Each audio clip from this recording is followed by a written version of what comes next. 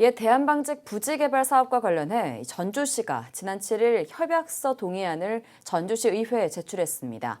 조만간 시의회 해당 상임위원회가 협약서 내용을 검토한 후 이를 본회의에 올려 처리할 예정인데요.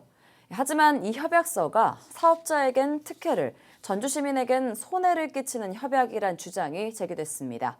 협약서 폐기를 요구하고 나선 전주시의회 한승우 의원을 초대해 그 주장의 근거를 직접 들어보죠. 의원님 어서 오세요. 예, 안녕하세요.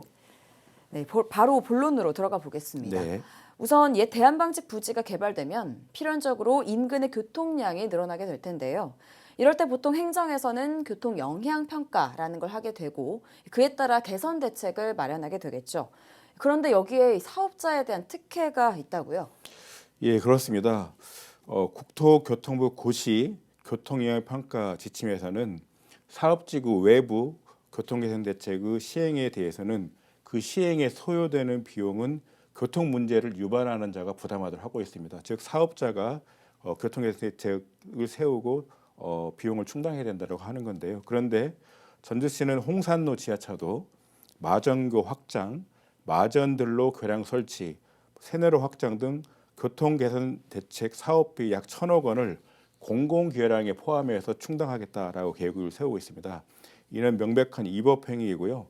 전주 시민에게 손해를 끼치는 배임 행위입니다. 예를 들어서 서울시 같은 경우에도 현대자동차 강남구 삼성동 글로벌 비즈니스 컴플렉스라고 하는 사업을 하고 있는데요.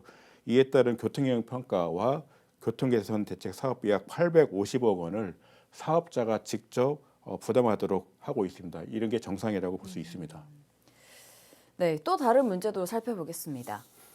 옛 대한방직 부지개발 사업에는 공공기여량, 다시 말해 계획이득 환수가 확정됐죠. 네. 계획이득 환수는 토지의 용도 변경 등 규제 완화로 발생하는 이익을 민간 개발업자가 지자체의 돈이나 시설로 기부하는 걸 말하는데요. 이 계획이득 환수액이 2,380억 원으로 정해졌습니다. 그런데 이것도 좀 관련 법의 취지를 위반했다고 보시는 거죠? 네, 그렇습니다. 그 국토계획법에 따라서 공공기여량을 할 수가 있는데요. 예를 들어서 용도 지역을 바꿔주게 되면 이 대한방직 부지 같은 경우 현재 공업용지로 되어 있습니다. 근데 상업지역과 주거용지로 바꿔주게 되거든요. 그러면 막대하게 땅값이 뛸 수밖에 없습니다. 그래서 그 토지가치 상승분 내에서 공공기여량을 할 수 있도록 하는 제도가 국토계획법에 정해져 있습니다. 그런데 문제는 용도지역 변경에 맞게 감정평가를 했어야 되는데 그러지 않고 건축법에 따른 공개공지라고 하는 제도가 있거든요. 공개공지는 의무적으로 해야 되는 건데 용도 변경에 따른 공공기여량을 환수하는 제도를 취지를 어긋나서 공개공지라고 하는 건축법에 나오는 개념을 도입해서 감정평가를 한 겁니다. 그렇게 해서 감정평가가 다른 용도지역보다도 70% 낮게, 그러니까 30% 수준으로 평가를 한 겁니다. 굉장히 낮게 지가를 평가하면서 공공기여량을 저평가하는 문제점을 발생을 했는데요. 이렇게 따른 저평가 금액이 무려 2,600억 원에 달합니다. 즉 2,600억 원에 대해 전주 시민에게 돌려줘야 될 시민의 몫을 사업자가 가져갈 수밖에 없는 이런 상황인 거죠. 그래서 명백한 특혜라고 하는 겁니다. 네, 이 부분도 좀 짚어주셨네요. 그렇다면 이번 협약서 문제가 있다고 생각하는 부분은 어떤 부분입니까?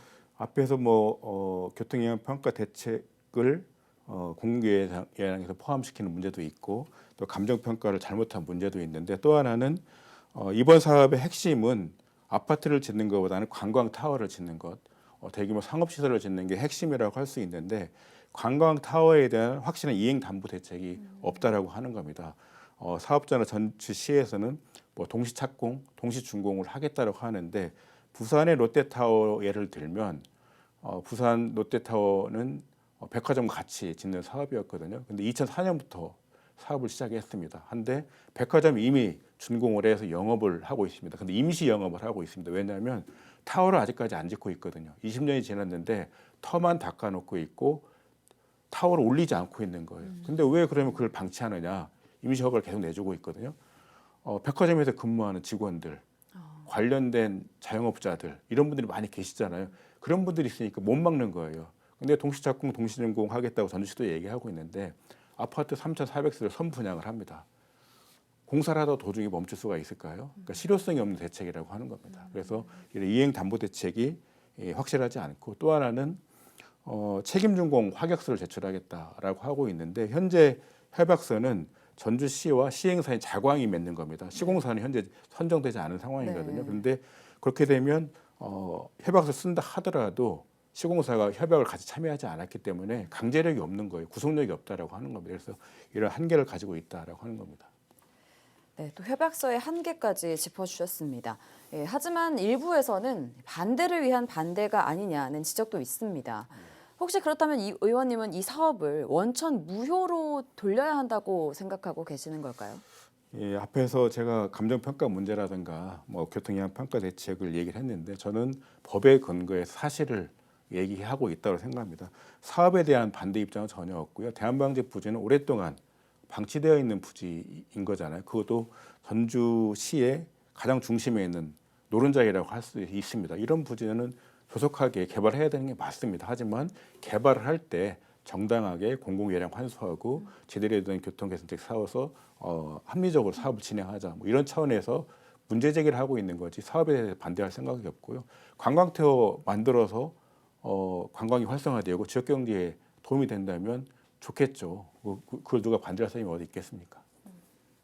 네, 체계적으로 잘 준비해서 세워졌으면 좋겠다 이런 말씀하셨는데, 앞서 이야기했지만 이 해당 협약서가 현재 전주시 의회에 제출된 상황이잖아요. 네. 의회에선 또 앞으로 어떤 절차가 남아 있는지, 또 현재 분위기는 어떤지도 좀 궁금한데요. 예, 현재 전주시의회 협약서에 대한 동의안이 올라와 있는 상태입니다. 오늘 상임위원회에서 심의를 하고 12월 18일 날 본회의에서 통과가 될 수 있을 것 같고요. 그 이후에 만약에 통과가 되면 이후에 도시관리계획 고시가 되고 사업자하고 협상을 마무리해서 최종적으로 건축 허가까지 가는 이런 과정들이 남아 있는데요. 그동안의 분위기를 봐서는 지난번에도 사전 협상 의견 청취안이라는 게 올라왔었는데, 제가 반대 의견을 여러 가지 문제가 있어서 반대 의견을 냈는데 대부분의 의견들이 찬성으로 가고, 저의 의견을 동의해 주신 분들 소수에 불과했기 때문에 아직까지는 분위기는 많이 어려운 분위기다라고 생각을 하고 있습니다만, 최대한 시의원님들을 설득하고 집행부를 설득해서 합리적인 안으로 갈 수 있도록 노력을 해야겠다라고 생각을 하고 있습니다. 네, 오늘 말씀 여기까지 듣겠습니다. 지금까지 전주시의회 한승우 의원이었습니다. 오늘 말씀 고맙습니다. 예, 고맙습니다.